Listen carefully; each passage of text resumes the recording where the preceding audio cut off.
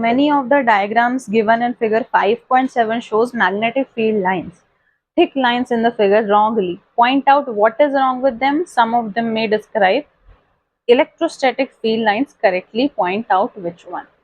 ठीक है, एक एक करके डिस्कस करते हैं. सबसे पहला वाला देखो, कुछ ऐसे बन रही है इसमें फील्ड लाइंस, ऐसे ऐसे.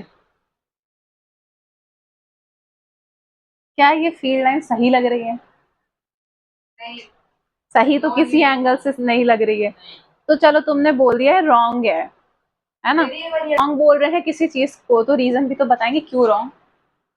क्योंकि तुम अगर इसको ध्यान से देखो, ऐसे लग रहा है जैसे कि पॉइंट से मैग्नेटिक फील्ड लाइंस रेडिएट कर रही है. ऐसा ही लग रहा है.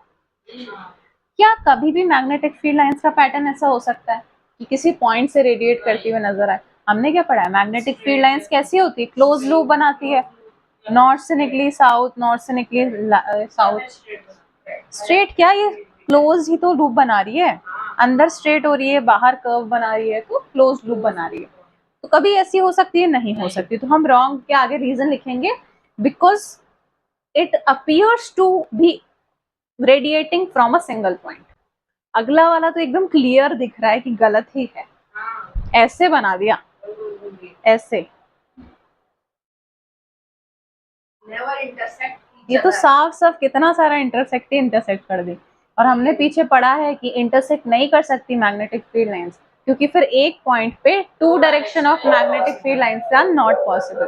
तो रॉन्ग करके लिख देना, magnetic field lines never intersect each other. C वाला तो एकदम सही है. टोरॉइड के लिए तो एकदम सही है. क्लोज लूप बना रही है, कंटिन्यूअस कर्व्स बना रही है.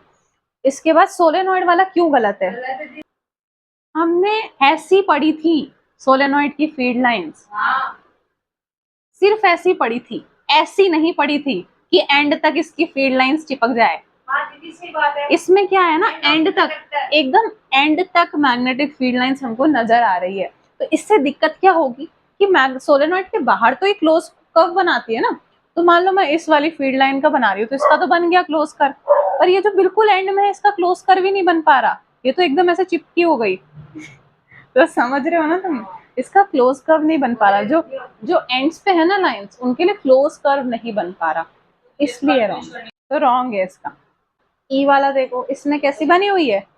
ये फील्ड लाइंस किसकी है? ये थोड़ा थोड़ा बार मैग्नेट जैसा नहीं लग रहा है? नॉर्थ से साउथ में ऐसे क्लोज लूप, और मैग्नेट के अंदर स्ट्रेट लाइन, तो मैग्नेट के अंदर स्ट्रेट लाइन, बाहर क्लोज लूप, और बिल्कुल एकदम क्लोज लूप बन भी रहा है. तो क्या ये बार मैग्नेट की नहीं है एग्जैक्ट फील्ड लाइंस? तो ये सही है, करेक्ट. ये तो बार मैग्नेट की ही फील्ड लाइंस. ये एक प्लेट, दूसरी प्लेट. क्या ये कहीं से भी बार मैग्नेट को रिप्रेजेंट कर रहा है? क्या कहीं से भी नहीं. ये किसको रिप्रेजेंट कर रहा है? ये मैग्नेटिक फील्ड लाइंस को तो रिप्रेजेंट ही नहीं कर रहा है. ये नॉर्थ, मतलब ये बार मैग्नेट को हम देखा, तो जितनी फील्ड लाइंस यहाँ से बाहर जा रही है उतनी अंदर आती है. मतलब पूरा क्लोज लूप बना रही है ना, जितना बाहर जा रही है उतना अंदर. यहाँ ऐसा नहीं है. ये जो गई ना बाहर, वो गई फिर. ये है इलेक्ट्रिक फील्ड लाइंस का पैटर्न. कैसे? अगर पॉजिटिव माने हम इसको, इलेक्ट्रिक फील्ड लाइंस पॉजिटिव से नेगेटिव जाती है, इसको पॉजिटिव माना तो ये नेगेटिव जा रही है. तो ये इलेक्ट्रिक फील्ड लाइंस के पैटर्न्स को रिप्रेजेंट कर रही है. ठीक है, इलेक्ट्रिक फील्ड लाइंस और मैग्नेटिक फील्ड लाइंस बिल्कुल नहीं. ऐसे बना दिया नॉर्थ साउथ.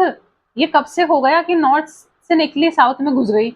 ऐसा कभी होता है मैग्नेटिक फील्ड लाइंस नॉर्थ से निकली साउथ में घुस गई?